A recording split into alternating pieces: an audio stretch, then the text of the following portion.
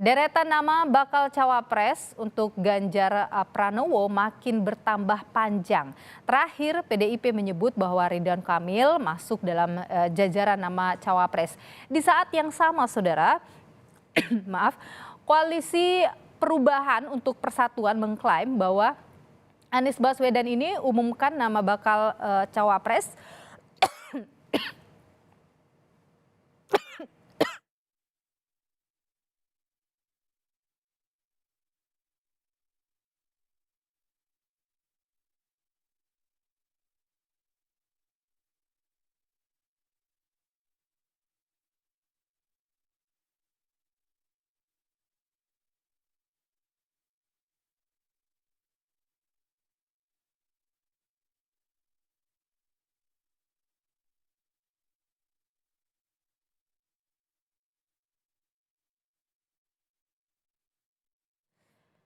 Di saat yang sama, saudara,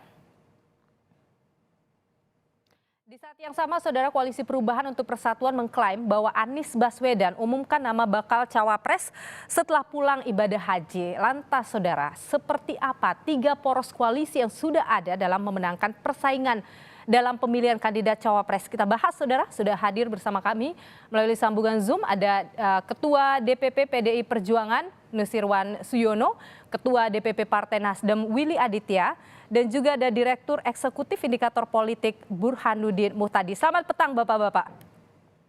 Selamat petang. Oke, saya ingin ke Pak Nus dulu ya. Pak Nus, jadi saat ini kan bahwa ada Sandiaga menyebut ya bahwa Ganjar ini the next presiden. Apakah ini kode bahwa PDIP mungkin akan mengambil Sandiaga sebagai bacawa presnya? Minimal Pak Sandi sudah bisa menyesuaikan dengan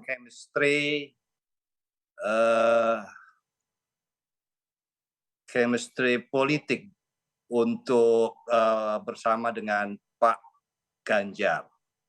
Karena hal tersebut tentu menjadi keperluan atau katakanlah penyesuaian tersebut menjadi salah satu indikasi, salah satu indikator untuk bisa berpasangan. Tentu ada aspek yang lain, termasuk diantaranya adalah karena kalau kita hanya sekedar membahas calon wakil presidennya saja, tentu tidak lengkap. Kita juga harus melihat bagaimana penyesuaian dengan partai pengusung maupun partai pendukung, juga teman-teman relawan di dalam membaca pasangan calon. Sehingga karena ini mesin politik, mesin partai politik dan partai pengusung maupun pendukung serta rekan-rekan relawan, tentunya itu juga menjadi menentukan di dalam melakukan sosialisasi di akar rumput. Jadi tidak hanya pada sisi figurnya saja, tapi terutama juga baik calon presiden, tapi juga perlu juga wakil presiden dan seluruh perangkat sistem yang bekerja kelak kemudian hari. Pak Nus, sebenarnya tuh dari PDIP maunya calonnya wakil Ganjar ini tuh yang dari figur mana sih? Ya itu tentu kita nanti akan evaluasi karena Pak Sandi maupun teman-teman yang lain yang selama ini dibicarakan sudah masuk di dalam daftar yang tentunya ikut dievaluasi dan nanti tentu menjadi pertimbangan Ibu Megawati di dalam memutuskan setelah nanti berdiskusi pula dengan Pak Jokowi, kemudian juga calon presiden dari PDI Perjuangan Pak Ganjar, dan itu tentu nanti dengan mempertimbangkan berbagai hal begitu ya. Baik. Jadi tidak bisa langsung kita pada hari ini menyampaikan beberapa hal-hal yang tentunya itu masih nanti di dalam dinamika yang proses yang akan berjalan. Baik, ada beberapa hal dari pertimbangan. Kalau dari koalisi perubahan, Bung Willy, jadi sekarang kan puncak ibadah haji ini sudah selesai. Apakah itu artinya mungkin segera akan mengumumkan karena kan infonya setelah haji? Ya, kalau setelah haji bisa sampai pendaftaran di KPU.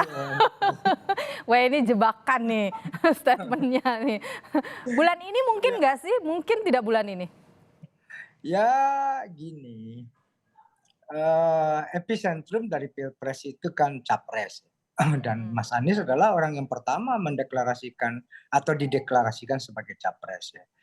Ini kan tentu dalam proses ini katanya sebuah perubahan itu membutuhkan kesabaran. Mana tahu nanti ada rezeki anak soleh aja gitu. Jadi rezeki apa yang ditunggu sih Bung Willy? Yang apa? Yang seperti apa? Momentum yang paling penting. Oke. Jadi, elemen of surprise dalam proses mengambil keputusan timing kapan akan diumumkan itu menjadi satu hal yang benar-benar kalau bahasa Mas Burhani presisi gitu. Itu yang kita lagi kalau secara politiknya kan elemen of surprise gitu. Itu yang benar-benar kita hitung secara kalkulatif ya. Jadi peran cawapres itu sebenarnya tidak terlalu dominan, tapi salah menentukan cawapres itu menjadi satu hal yang cukup fatal ya. Jadi kalau kita lihat hari ini kan yang benar-benar menjadi epicentrum dari Pilpres 2024 ini kan cuma Anies Baswedan kan. Ya. Jadi itu yang benar-benar ditunggu oleh publik ya. Nah, kita yang kemudian ini ibarat ini kan haji ya, kemarin kan puasa, ini ibarat puasa, sejauh apa kita kuat menahan diri untuk kemudian menyampaikan itu kepada Oke, Bung Willy, ini kan tim 8 sudah pernah bilang ya, nama-namanya sudah ada sekitar 5 orang, koreksi kalau saya salah. Sekarang banyak nama-nama populer juga sudah disebut oleh koalisi sebelah. Jadi itu sebenarnya di Nasdem itu nama yang sudah dikantongi itu yang mana? Ya di kantongnya pasti di kantong Mas Anies lah. Oh gitu. Bu, jadi usulan tim 8 itu gimana? Tim 8 sudah menyelesaikan tugasnya dalam proses cawapres ya. Kita sekarang ada tugas-tugas yang lain yaitu cawapres sudah dikonsultasikan oleh Mas Anies kepada pimpinan-pimpinan parpol ya. Mas Anies ketemu Pak Surya, sudah ketemu Pak SBY, sudah ketemu Habib Salim ya. Untuk mendiskusikan itu secara mendalam ya. Nah, memang nama-namanya itu apakah yang juga muncul di survei 5 besar survei? Nanti saya akan buat ini kuis tebak gambar aja gitu. Ada gambarnya sekarang dipegang. Kalau enggak tebak-tebak ciri-ciri gitu. Itu ya. Apa? Ciri-cirinya apa? Ya ciri-cirinya pasti manusia yang berjalan bernafas lah. Aduh susah ini. Oke, saya ingin ke Pak Bung Burhanuddin dulu. Bung Burhan, apa sih yang ditunggu oleh koalisi-koalisi ini untuk mengumumkan nama cawapresnya?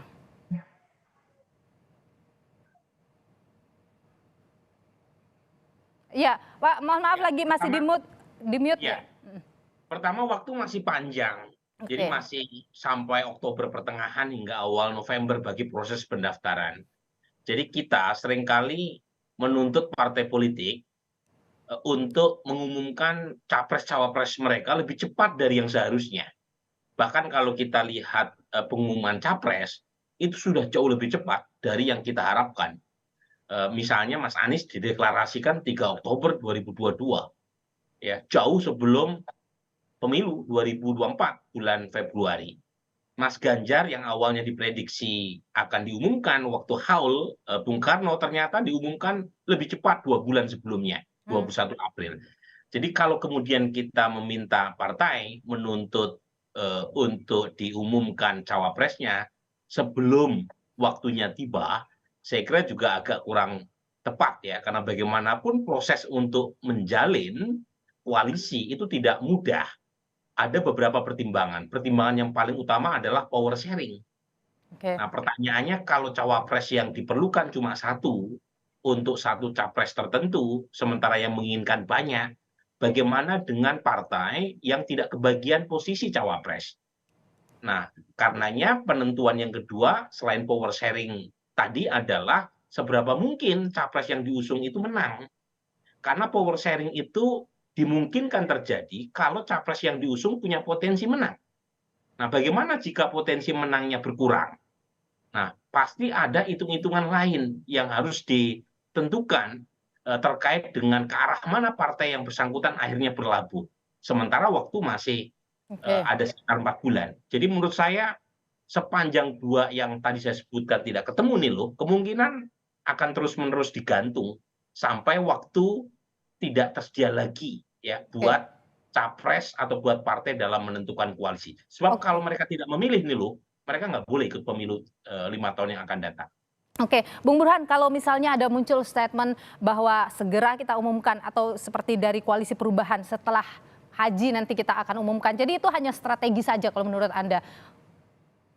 Ya segera itu kan meskipun menunjuk pada waktu yang immediate ya, tetapi kan tidak ditentukan kapannya. Yang dua yang mengatakan juga bukan vote getter utamanya. Jadi yang mengatakan bukan pemilik partainya, bukan dewa-dewanya. Jadi kalau yang mengatakan lapis kedua, lapis ketiga, don't take it seriously. Jadi kalau Ibu Mega yang sudah bicara, kalau Bang Surya Paloh yang sudah bicara, kalau yang bicara itu sudah pemegang remote control partai baru. Tapi kalau baru lapis kedua, lapis ketiga, menurut saya anything can happen. Apa sih kerugiannya kalau misalnya terlalu cepat begitu misalnya mengumumkan? Nah ini menarik nih ya. Pertama adalah kalau terlalu cepat itu mudah diantisipasi pihak lawan. Sementara top 3 ini bedanya secara elektoral tidak terlalu jauh. Jadi mudah dimitigasi, mudah diantisipasi, dan mudah dicarikan resep atau antidotnya secara elektoral. Termasuk mudah juga untuk dikuliti kelemahannya. Nah, yang berikutnya kelemahannya adalah bagaimanapun proses waktu masih berjalan. Kalau misalnya dari awal menyebut cawapresnya, pihak-pihak yang dikecewakan karena tidak kebagian kursi cawapres, itu potensial pindah ke kandang lawan. Jadi mereka nggak bakal mudah untuk tergoda menjawab pertanyaan Nilu. Karena sejauh ini masih banyak kerugiannya kalau menyebutkan cawapres lebih awal. Contoh, kalau Sandi yang diputuskan sebagai cawapres Mas Ganjar, apa jaminan Golkar dengan Ridwan Kamil atau Erlangga Hartartonya, kemudian Erick Thohir dan nama-nama lain tidak pindah ke yang lain. Oke, jadi ini saling menunggulah begitulah sekarang ya, sepertinya. Iya. Saya ingin ke Pak Nus dulu, PDIP. Jadi kalau analisanya bahwa ini saling menunggu, PDIP lagi nungguin dari sebelah juga atau gimana, Pak Nus?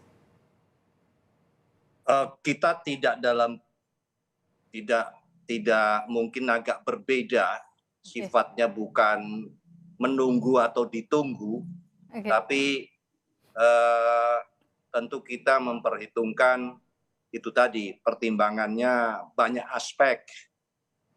Bisa saja langsung terus habis itu Nilu Anda jadi wakil presiden gitu kan, meskipun bisa mengusung sendiri, tapi kan tidak semudah itu ya menetapkannya. Tapi tentu adalah pertimbangan-pertimbangan, wajar saja kita akan menghadapi sebuah acara konstitusi negara untuk memilih pimpinan nasional. Ya enggak bisa lah kalau misalnya kita hanya sembarangan terburu-buru begitu untuk menetapkan pasangan. Ya memang ini harus sabar menghadapi berbagai pertanyaan khususnya di para media yang ingin segera mengeluarkan dan sebagainya. Tapi, artinya PDIP mungkin akan seperti sebelum-sebelumnya juga mengumumkannya di last minute nanti jelang mendaftar. Ya nanti kita lihat saja. Tadi Mas Burhan sudah menyampaikan semua rakyat sudah memahami PDI Perjuangan pada waktu kita mungkin paling belakang dan tadinya diperhitungkan malah lebih lambat lagi, tapi ternyata Ibu Megawati bisa saja mengumumkan pada 21 April yang lalu dan itu lebih cepat dari yang dipertimbangkan. Jadilah situasional nanti tentu akan menjadi pertimbangan pula. Bung, kalau Nasdem begitu juga atau Koalisi Perubahan begitu juga akan last minute juga nungguin mungkin dari sebelah? Ya, kalau pepatah orang Sumatera itu mengatakan itu dari cangkir ke bibir banyaknya itu yang akan terjadi. Kadang-kadang yang sudah dalam mulut pun loncatnya dia. Nah, ini kan sebuah dinamika yang benar-benar kita yang harus benar-benar presisi, sabar untuk kemudian melihat sejauh apa keputusannya. Kenapa? Dinamika politik ini masih banyak yang harus kita perhitungkan dan pertimbangkan. Dan kemudian semua kandidat tidak ada yang tidak ingin play to win. Semua orang berkontestasi bukan hanya persoalan eksistensial, tapi itu persoalan how to get the power. Itu poin krusialnya. Nah, ketika dia how to get the power, maka kemudian alur pikir dan basis tatakannya itu adalah bagaimana cawapres yang mendampingi capresnya adalah sabangun dengan kehendak rakyat, sesuai dengan aspirasi rakyat. Yang kedua, memiliki kompetensi untuk pemenangan, baik secara kapasitas ataupun yang lain-lain sebagainya. Yang ketiga tentu harus menyolidkan partai koalisi atau bahkan memberikan efek tambah. Ya. Ini variabel yang mutlak harus kita perhitungkan.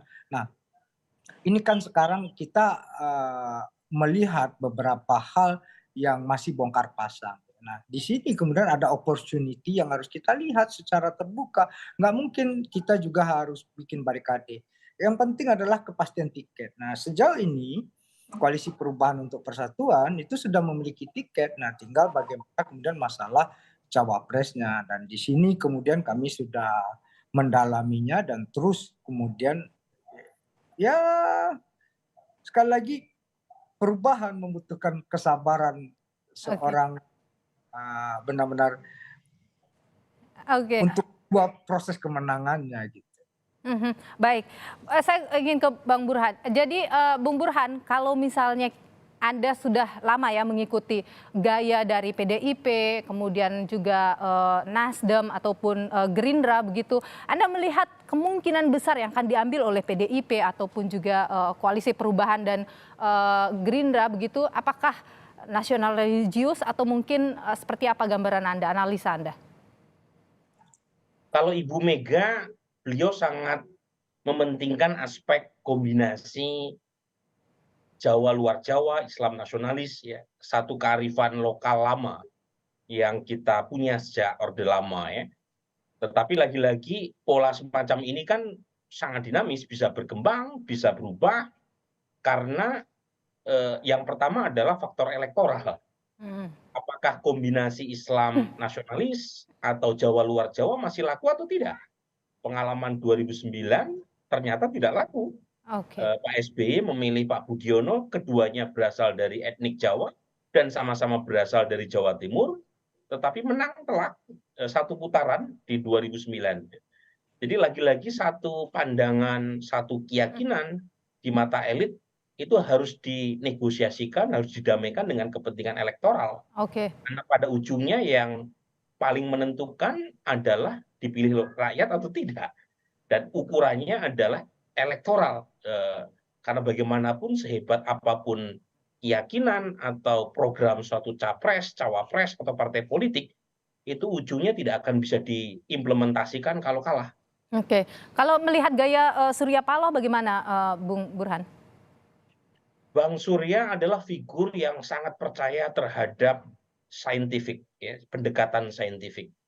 Jadi di antara elit partai yang paling dominan dalam menggunakan metodologi saintifik, salah satunya adalah Bang Surya Paloh. Jadi menurut saya beliau akan melihat kekurangan elektoral Mas Anies ada di mana, dan karenanya harus ditambal oleh cawapres yang punya kelebihan elektoral dalam rangka mencapai kemenangan. Alasan itu saya kira akan membuat beliau lebih fleksibel. Jadi tidak harus dari Nasdem, tetapi masalahnya adalah Nasdem tidak cukup kalau memakai pendekatan semata-mata dari Bang Surya. Harus dikompromikan dengan Demokrat, dengan PKS, mau atau tidak dengan tawaran tadi. Dan terutama Mas Anies mau atau tidak, karena pengantinnya adalah Mas Anies. Jangan sampai kawin paksa ya nanti ya. Jangan sampai kawin paksa dan belum apa-apa sudah pisah ranjang. Baik, terima kasih Bung Burhanuddin Muhtadi, Direktur Eksekutif Indikator Politik, dan juga Pak Nus, Ketua DPP PDI Perjuangan, dan Bung Willy Aditya, Ketua DPP Partai Nasdem, sudah berbagi informasi dan pandangan di Kompas Petang. Sehat selalu Bapak-Bapak. Terima kasih.